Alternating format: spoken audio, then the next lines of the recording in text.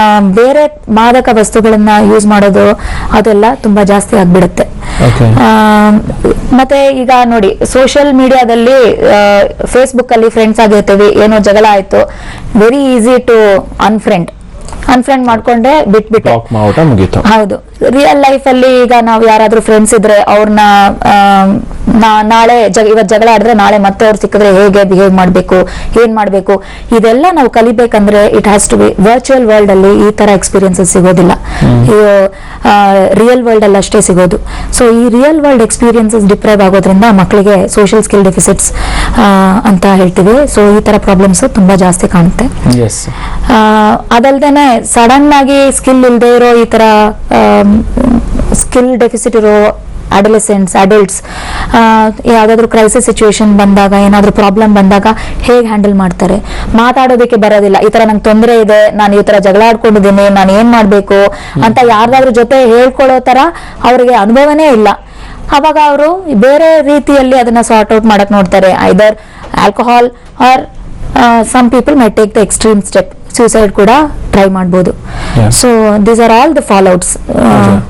ಮತ್ತೆ I think Supraja will be better able to tell the nature deprivation syndrome ಅಂತ ಇವಾಗ ಒಂದು ಹೊಸ ಎಂಟಿಟಿ, ಐ ಥಿಂಕ್ ಹೊಸ ಕಾಯಿಲೆ ಬಂದಿದೆ, ನೇಚರ್ ಡೆಫಿಸಿಟ್ ಡಿಸಾರ್ಡರ್ ಅಂತ.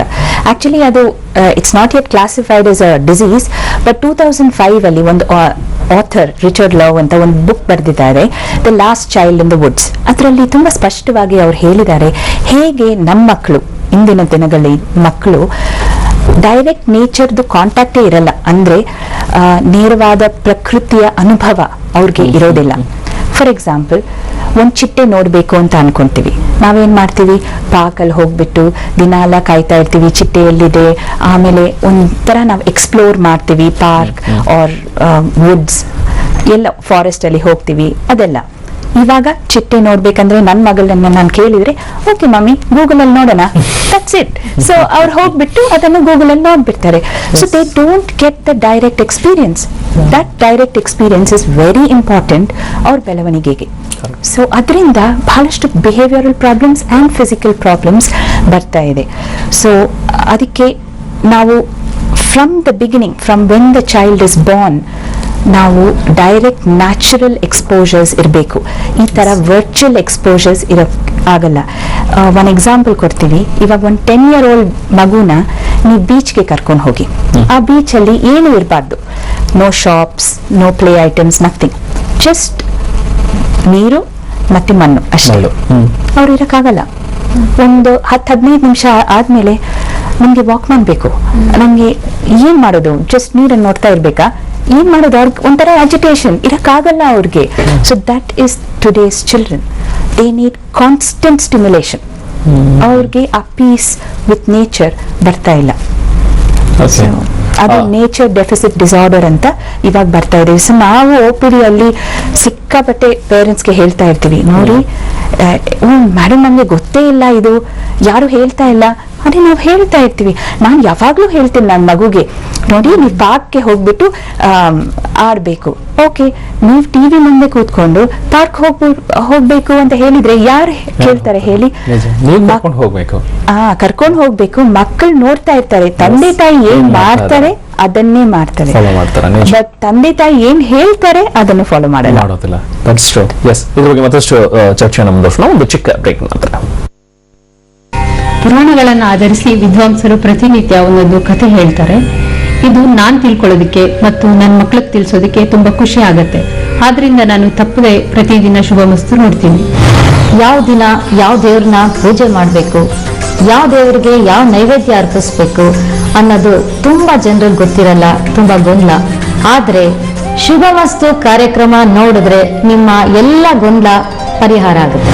ನಂಗೆ ತುಂಬಾ ದೇವಸ್ಥಾನ ನೋಡ್ಬೇಕು ಅನ್ನೋ ಆಸೆ ಇತ್ತು, ಆದ್ರೆ ಸಾಧ್ಯ ಆಗಲ್ಲ ಅನ್ಕೊಂಡಿದ್ದೆ.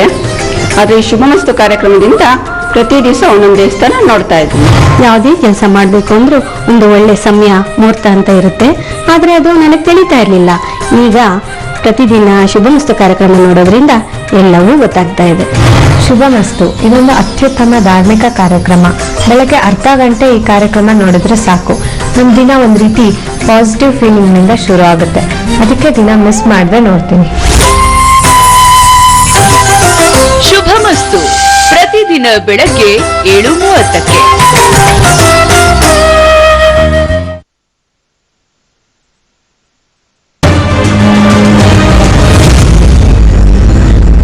ವಿಶೇಷ ಕಾರ್ಯಕ್ರಮಕ್ಕೆ ಮತ್ತೊಮ್ಮೆ ಸ್ವಾಗತ. ನಾಗಭೂಷಣ್ ಅವರೇ, ಈಗ ಸುಪ್ರಜಾ ಅವರು ಹೇಳ್ತಾ ಇದ್ರು ಮಕ್ಕಳು ಈಗ ನೇಚರ್ ಜೊತೆಗೆ ಹೆಚ್ಚು ಇಂಟ್ರಾಕ್ಷನ್ ಇಲ್ಲ. ಮೇನ್ ಆಗಿ ನೋಡಿದ್ರೆ ಗೇಮ್ಸ್, ಈಗ ನಾವೆಲ್ಲರೂ ಕೂಡ ಆಡ್ತಾ ಇದ್ದ ಹಾಗೆ ಏನ್ ಮಣ್ಣಲ್ಲಿ ಹೋಗಿ ಅಷ್ಟೊಂದು ಆಡ್ತಾ ಇದ್ವಿ. ಈಗ ಔಟ್ಡೋರ್ ಗೇಮ್ಸ್ ತುಂಬಾ ಕಮ್ಮಿ ಆಗಿದೆ. ಮನೆಯಲ್ಲೇ ಕುತ್ಕೊಂಡು ಕಂಪ್ಯೂಟರ್ ಅಲ್ಲೇ ಆಡಬೇಕು, ಮೊಬೈಲ್ ಅಲ್ಲೇ ಆಡಬೇಕು, ಈ ರೀತಿಯಾಗಿ ಹೆಚ್ಚು ಅಡಿಕ್ಷನ್ಸ್ ಮಕ್ಕಳು ತೋರಿಸ್ತಾರೆ.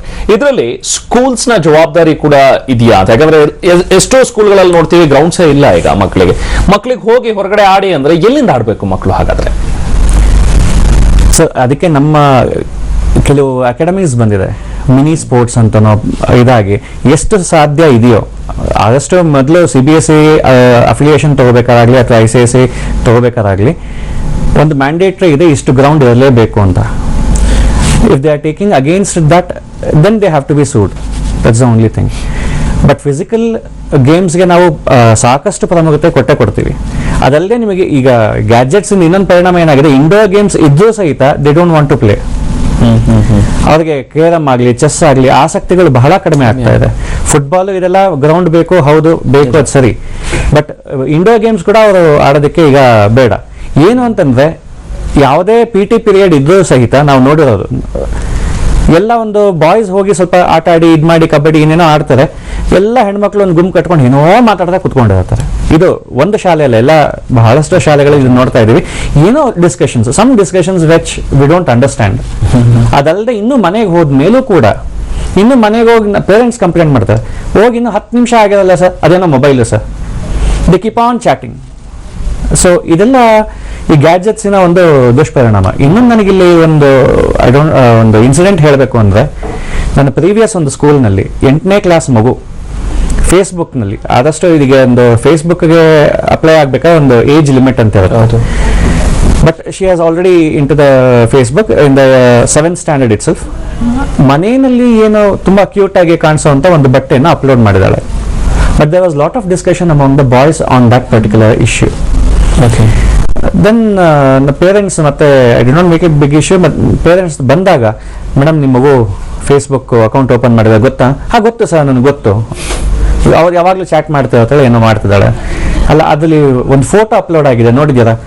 ತುಂಬಾ ಕ್ಯೂಟ್ ಆಗಿದ್ದಾಳೆ ಸರ್. ಏನಂದ್ರೆ ಮನೇಲಿ ಹಾಕೊಳ್ಳುವಂತ ಬಟ್ಟೆ with this one. How do you feel that ಅಂದೆ?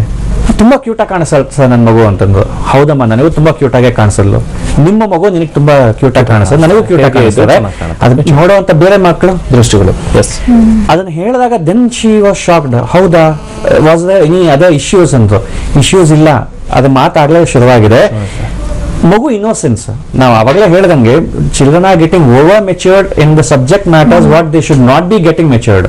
But on the other hand they also innocent. They don't know what is the drawbacks of this gadgets and Facebook chatting. ಇದರಲ್ಲಿ ಏನೇನು ದುಷ್ಪರಿಣಾಮ ಆಗ್ತದೆ ಅದು ಅವ್ರಿಗೆ ಗೊತ್ತಾಗ್ತಿಲ್ಲ. They are innocent in that aspect. So ಇದಕ್ಕೆ ನಮ್ಮ ಪೇರೆಂಟ್ಸ್ ಅಲ್ಲಿ ನಾವೇನು ಕೇಳ್ಕೊಳ್ಳೋದು, ಆದಷ್ಟು ಸಮಯ ನೀವು ಮಕ್ಕಳ ಜೊತೆ ಮಾತಾಡಿ. ಅವ್ರು ಇನ್ಯಾವುದೋ ಒಂದು ಫ್ರೆಂಡ್ಸ್ ಜೊತೆ ಕೂತ್ಕೊಂಡು ಪರ್ಸನಲ್ ವಿಷಯಗಳು, ಇನ್ನೇನೋ ಡೌಟ್ಸ್ಗಳು, ಇನ್ನೇನೋ ಮಾತಾಡೋದಕ್ಕಿಂತ you become very good friends to your children. Most of this will be solved. ಇನ್ನೇನು ಇಲ್ಲ. ಈಗ ತಂದೆ ತಾಯಿ ದೂರ ಹೋದಷ್ಟು ಅವ್ರ ಗ್ಯಾಡ್ಜೆಟ್ಸ್ಗೆ ಹತ್ರ ಆಗ್ತಿದ್ದಾರೆ. ಅದು ಬೇಡ. Let the gadgets not become my friends. Parents you become friends to them. ಅದನ್ನ ನಮ್ಮ ಪೋಷಕರಲ್ಲಿ ನಾವು ಕೇಳ್ಕೋಬೇಕಾಗಿದೆ. ಇನ್ನೊಂದು ವಿಷಯ ಹೇಳ್ಬೇಕಿತ್ತು. ಲೈಕ್ ಇವ್ರು ಹೇಳಿದಾಗೆ ತುಂಬಾ ಬೇಗ ಮೆಚ್ಯೂರ್ ಆಗ್ತಾ ಇದ್ದಾರೆ ಅಂತ. ಇದು ನಾಟ್ ಜಸ್ಟ್ ನಾವು ಟಿವಿ ಪ್ರೋಗ್ರಾಮ್ಸ್ ನೋಡ್ತೀವಿ, ರಿಯಾಲಿಟಿ ಶೋಸ್, ಅದರಲ್ಲಿ ಮಕ್ಕಳದು ಡ್ಯಾನ್ಸ್ ಕಾಂಪಿಟೇಷನ್ ಆಗ್ಲಿ ಅಥವಾ ಯಾವುದೇ ಒಂದು ಟ್ಯಾಲೆಂಟ್ ಶೋ ಆಗ್ಲಿ, ಮಕ್ಕಳು ಯಾವ ತರ ಡ್ರೆಸ್ ಮಾಡ್ಕೊಂಡಿರ್ತಾರೆ, ಯಾವ ತರ ಡ್ಯಾನ್ಸ್ ಮಾಡ್ತಾರೆ, ಇದೆಲ್ಲ ನೋಡಿದ್ರೆ ಆಲ್ಮೋಸ್ಟ್ ಅಡಲ್ಟ್ಸ್ ತರಾನೇ ಡ್ರೆಸ್ ಮಾಡ್ಕೊಳ್ಳೋದು.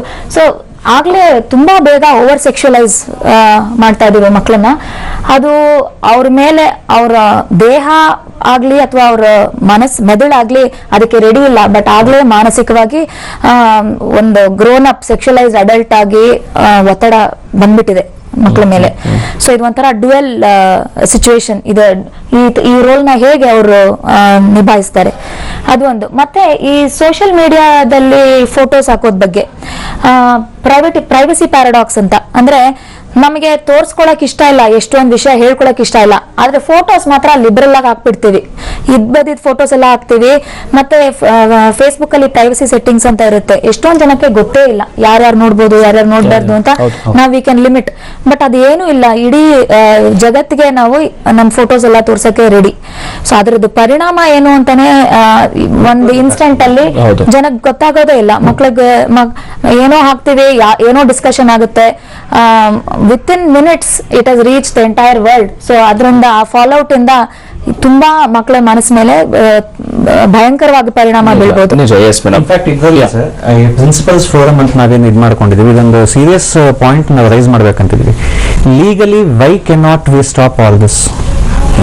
Even when we go to the Google and something will pop up, some nonsense will pop up, and ಮಕ್ಕಳ ಕ್ಯೂರಿಯಾಸಿಟಿ, ನಾವು ಆ ಏಜ್ ನ ಕ್ಯೂರಿಯಾಸಿಟಿ ಎಲ್ಲವೂ ಇದ್ದೇ ಇರುತ್ತೆ.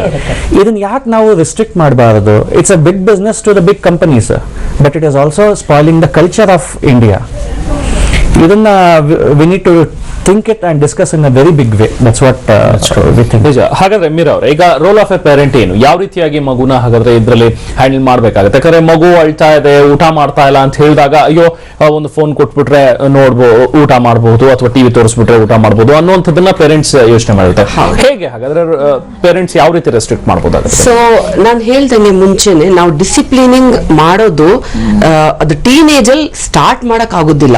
ಡಿಸಿಪ್ಲಿನಿಂಗು ಮುಂಚೆಯಿಂದ ಏನ್ ಕನ್ಸಿಸ್ಟೆಂಟ್ ಫರ್ಮ್ನೆಸ್ ರೂಲ್ಸ್ ಹಾಕಿರ್ತಾರೋ ಪೇರೆಂಟ್ಸ್, ಚಿಕ್ಕ ವಯಸ್ಸಿಂದ ಅಂದ್ರೆ ಈವನ್ 2 ವರ್ಷದ ಮಗುಗೂ ಡಿಸಿಪ್ಲಿನಿಂಗು ರೂಲ್ಸ್ ಚೆನ್ನಾಗಿ ಅರ್ಥ ಆಗುತ್ತೆ. The children will try to push, definitely they will try to push the parents, but parents ಅಲ್ಲಿ ತುಂಬಾ ಫರ್ಮ್ ಆಗಿರ್ಬೇಕು. ದಟ್ ನೋ ಅಂದ್ರೆ ನೋ ಅಂತ, and gentle discipline is what is required.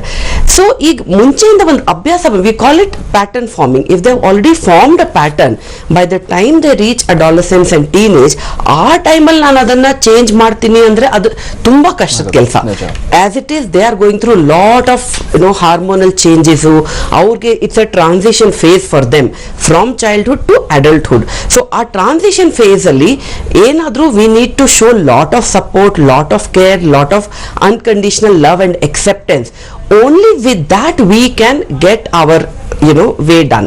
ಇಲ್ಲ ಅಂದ್ರೆ ಎಲ್ಲದಕ್ಕೂ ನಾವು ತುಂಬಾ ಕಂಡೀಷನ್ ಹಾಕಿ ಅಥವಾ ತುಂಬಾ ಜಾಸ್ತಿ ಬಲವಂತ ಮಾಡಿ, if you try to impose things, then the children can become rebellious. So it's very important during this phase to choose your battles. That's one term ನಾವು ಯಾವಾಗಲೂ ಯೂಸ್ ಮಾಡೋದು, choose your battles.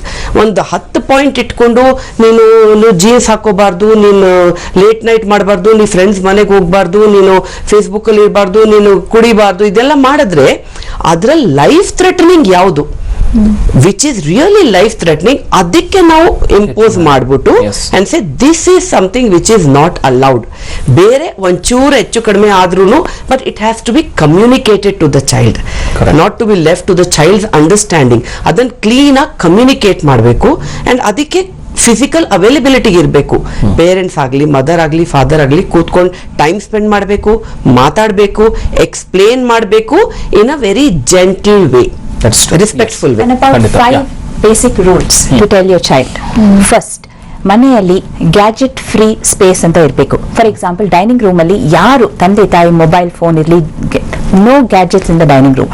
2, gadget free time, ಅಂದ್ರೆ family time ಇರಲೇಬೇಕು. At least 1 hour the whole family should sit and eat dinner together. ಆ ತರ ಒಂದು example.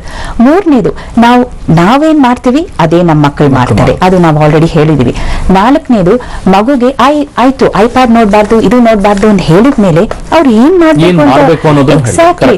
So something interesting ಕೊಡ್ಬೇಕು. ಅವ್ರ ಜೊತೆ ನಾವು ಯಾವಾಗ ಆಟ ಆಡ್ತೀವಿ, ನಾವು ಆಟ ಆಡಲ್ಲ. So that is another option. And lastly, as miss Meera was saying, we should talk to the child. ಇದರದ್ದು ಹಾನಿ ಏನು, what is the effect future. So ಈ 5 ರೂಲ್ಸ್ ಫಾಲೋ ಮಾಡಿದ್ರೆ I think we should be in a better position. ನಿಜ, ಖಂಡಿತ. ಸಮಯದ ಅಭಾವ ಇರೋದ್ರಿಂದಾಗಿ ಕಾರ್ಯಕ್ರಮ ಮುಗಿಸ್ತಾ ಇದ್ವಿ. Thank you so much. ಇಷ್ಟೊತ್ತು ತಾವು ನಮ್ಮ ಜೊತೆಗೆ ಮಾತನಾಡಿದ್ರೆ, ಹಲವಾರು ವಿಚಾರಗಳನ್ನ ನಮ್ಮ ಜೊತೆಗೆ ಹಂಚಿಕೊಂಡಿದ್ರೆ. Thank you so much. Thank you. ಇದು ಇವತ್ತಿನ ವಿಶೇಷ. ನಿರಂತರ ಸುದ್ದಿಗಾಗಿ ನೋಡ್ತಾರೆ ಟಿವಿ9.